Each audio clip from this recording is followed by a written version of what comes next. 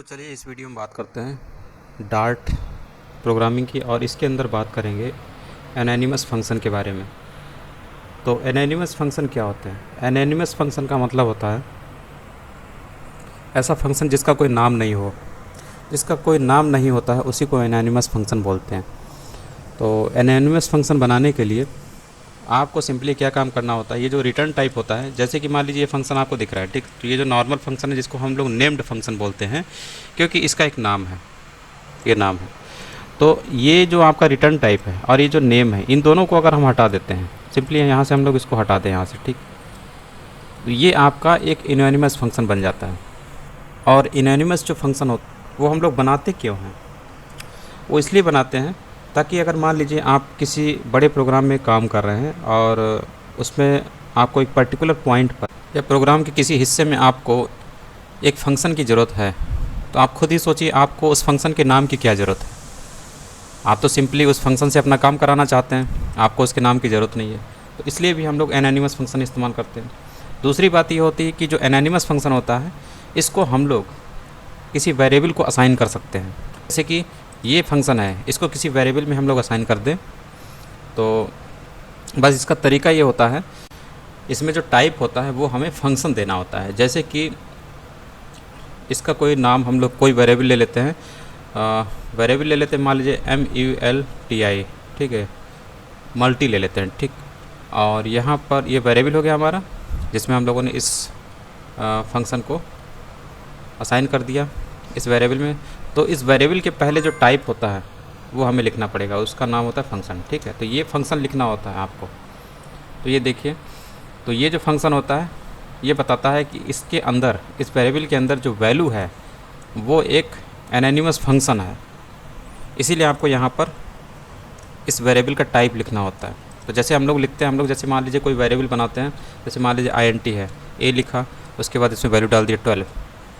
तो ये जो A है यानी जो 12 है वो आपका किस टाइप का है? इंटीजर टाइप का है, इंटीजर लिटरल है, ठीक।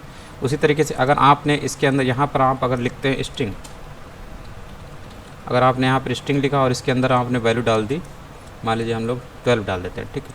तो ये जो 12 है ये एक स्ट्रिंग लिटरल है, इसमें जो वैल्यू पड़ी हुई इसका टाइप क्या है? स्ट्रिंग, ठीक है। उसी तरीके से जो मल्टी नाम का वेरिएबल है इसके अंदर जो वैल्यू पड़ी हुई किस टाइप का? फंक्शन।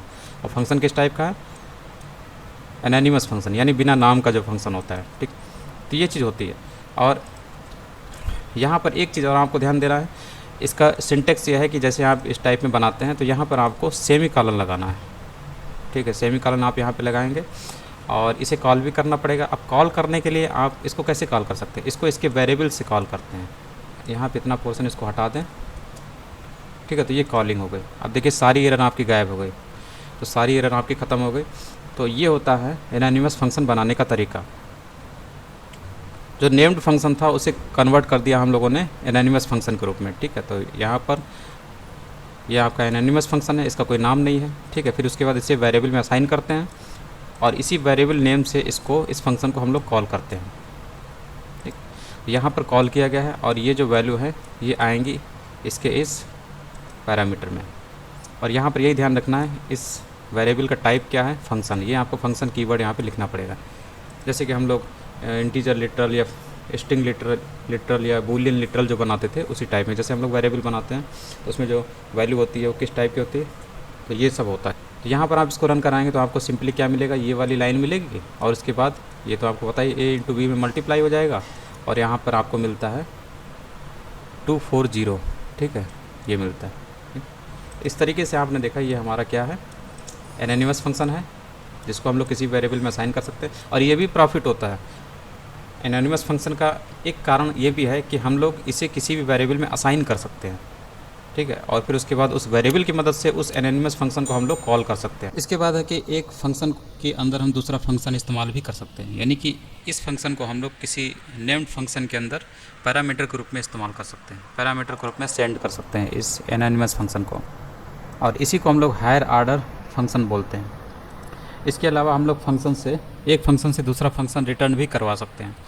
जैसे कि एक हम लोग फंक्शन ले लेते हैं नेम्ड फंक्शन, मान लीजिए मैंने ARB नाम का फंक्शन लिया और इसके अंदर इसकी बॉडी ले लेते हैं और बॉडी के अंदर एक फंक्शन हम लोग रिटर्न के रूप में लेना चाहते हैं, तो रिटर्न के रूप में हम लोग एनोनिमस फंक्शन को रखेंगे और यहाँ पर हम लोग कुछ भी कोड रख सकते हैं। मान लीजिए हम लोग इसको रख देते हैं और ये हो गया यहाँ पे सेमीकोलन, और ये चूँकि जो रिटर्न किया जाएगा जो फंक्शन, इसके लास्ट में आपका सेमीकोलन होना चाहिए, ठीक है। और मेन फंक्शन यहाँ पर है।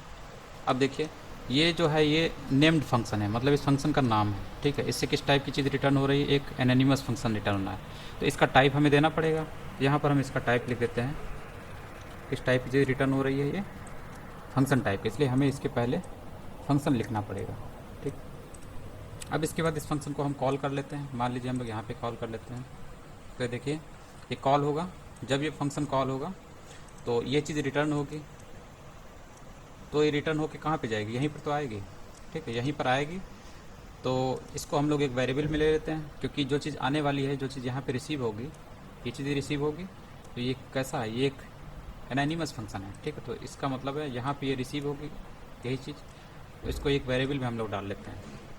इसको लिख दिया KUM, ये वेरिएबल हो गया, ठीक। अब ये वेरिएबल है, जो चीज़ रिटर्न होगी यहाँ से इसको कॉल होने के बाद, ये वाली किस टाइप की, फंक्शन टाइप की होगी, तो इस वेरिएबल के पहले हमें लिखना पड़ेगा फंक्शन, ये हो गया। अब इसके बाद हम लोग क्या काम कर सकते हैं, इसको हम लोग कॉल भी कर लेंगे, ठीक।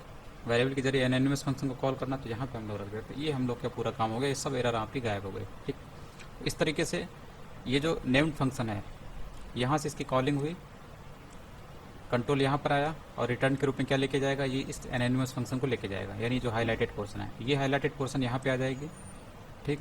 जैसे एक वेरिएबल में असाइन किया गया, और उसके बाद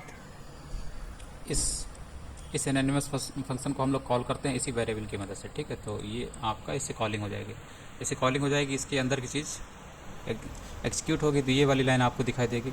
तो इस वाले से तो आपको आउटपुट पता है कि ये वाली लाइन दिखाई देगी, और इस वाले से आपको ये वाली लाइन दिखाई देगी, ठीक। इसको रन कराते हैं तो देखिए क्या आउटपुट आता है। देखिए ये वाली लाइन आई। तो एक फंक्शन के अंदर जो नेम्ड फंक्शन होता है, उसके अंदर रिटर्न के रूप में भी हम लोग एनोनिमस फंक्शन को डाल सकते हैं, ले सकते हैं रिटर्न। इसके बाद अगले लेक्चर में बात करते हैं इससे और भी आगे।